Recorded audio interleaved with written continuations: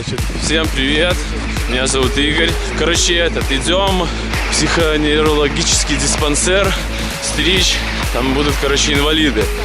Вот идите обратно, туда, до церкви. И потом вот вдоль забора целый километр, и вы видите направо. Короче, не знаю, что будет, сейчас идем первый раз.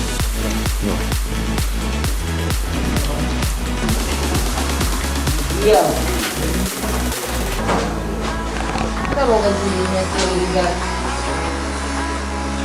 Приходит. У нас работает. Как дела? Нормально. Нормально. Как зовут? Эдик. Эдик? Привет. Привет. Как дела? Все? Класс? Все, снимай. Как зовут? Сергей?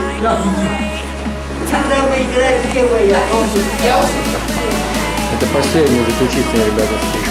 Вот везде. Кинешь. Руслан кожаный курс. Давай руку. Давай, покажи прическу.